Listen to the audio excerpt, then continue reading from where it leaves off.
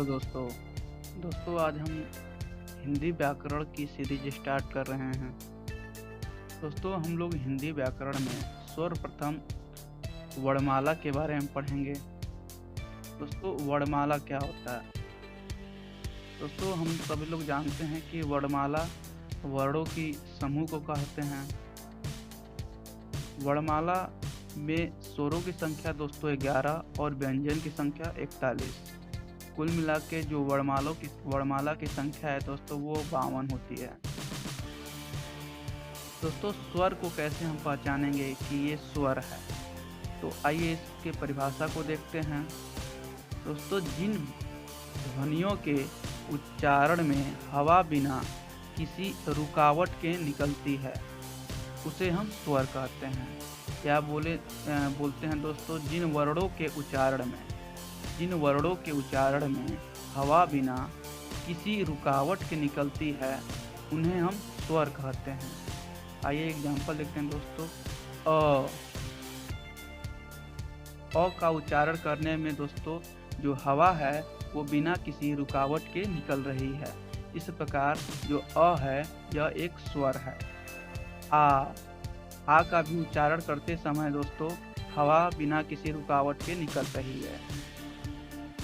ई, ऐ, उ, औ दोस्तों इन सभी वर्णों के उच्चारण में हवा बिना किसी रुकावट के निकल रही है। इस प्रकार ये सभी स्वर हैं। आइए अब देखते हैं दोस्तों स्वरों का वर्गीकरण व उच्चारण स्थान। पहला दोस्तों पश्च स्वर। पश्च स्वर क्या होता है? पश्च स्वर दोस्तों जिह्वा के पश्च भाग से उच्चारित होता है, मतलब जीभ के पिछले भाग से उच्चारित होता है। जैसे अ, आ, उ, औ, ओ, औ। इन सब का उच्चारण दोस्तों जिह्वा के पश्च भाग से उच्चारित होता है। अगला दोस्तों अग्र स्वर। अग्र स्वर दोस्तों क्या होता है? इन स्वरों का उच्चारण जिह्वा के अग्रभाग से उच्चारित होता है। हमारे जीभ के अगले वाले हिस्से से इसका उच्चारण होता है, जैसे ई, ऐ, ऐ। अगला दोस्तों समवृत स्वर। समवृत स्वर किसे कहते हैं दोस्तों?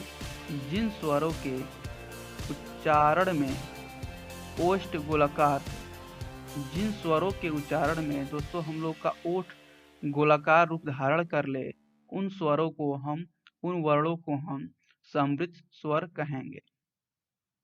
जैसे उ, औ, ओ, औ। इन सभी स्वरों के उच्चारण में दोस्तों हमारे ओठ हैं वो गोलाकार रूप धारण कर रहे हैं। इस प्रकार इन स्वरों को हम समवृत स्वर कहेंगे। आगे देखते हैं दोस्तों अवृत स्वर, नॉन सर्कल वावेल्स। जिन स्वरों के उच्चारण में ओष्ठ गोलाकार न होकर फैले रहते हैं। जिन स्वरों के उच्चारण में ओष्ठ गोलाकार न होकर फैले रहते हैं ऐसे स्वरों को हम अवृत स्वर कहते हैं। जैसे अ, आ, ई, ऐ, ए, ऐ। तो इन स्वरों के उच्चारण में दोस्त ओष्ठ गोलाकार न होकर फैले रहते हैं। ह्रस्व स्वर क्या कहलाता है दोस्तों? ह्रस्व स्वर जिन स्वरों के उच्चारण में सबसे कम समय लगता है। जिन स्वरों के उच्चारण में दोस्तों सबसे कम समय लगता है उन स्वरों को ह्रस्व स्वर कहते हैं। जैसे अ, ई, उ, री।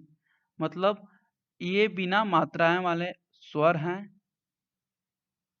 अगला दोस्तों दीर्घ स्वर। जिन स्वरों के उच्चारण में ह्रस्व से अधिक समय लगता है। जैसे अ, यहाँ पे अ था, यहाँ पे दोस्तों हो गया आ।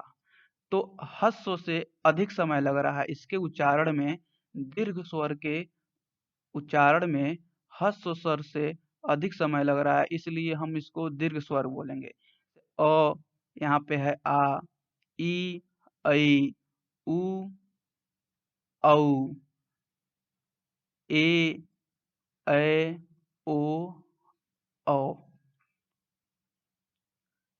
दोस्तों हम री के बारे में थोड़ा जान लें। दोस्तों वैसे तो ये स्वर होता है, यह लेखन की दृष्टि से स्वर है।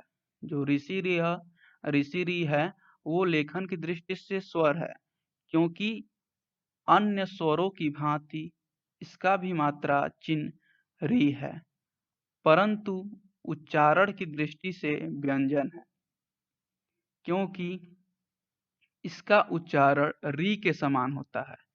तो जो ऋषि री है वो लेखन की दृष्टि से स्वर है, लेकिन इसका उच्चारण री के समान होता है, री के समान होता है।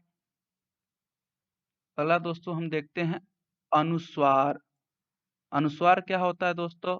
अ, यह अनुनासिक व्यंजन का रूप है। जो है जिसको हम बोलते हैं अनुस्वार, यह अनुनासिक व्यंजन का रूप है, जिसका उच्चारण मुख व नाक दोनों से होता है। इसका प्रयोग वर्तनी के पंचमाक्षर के स्थान पर होता है। जैसे दोस्तों, जैसे कंचन, टंकण, दंत, पंप। यहाँ पे न का उच्चारण हो रहा है दोस्तों भयंकर, लंब, संयम, गंगा, कंठ, चंबल, पंच, नंदन। दोस्तों यदि शब्द में भिन्न भिन्न नासिक व्यंजन हो तो मूल पंचमाक्षर ही लिखा जाएगा। जैसे जन्म, निम्न, उन्नति, सम्मति, पुष्य।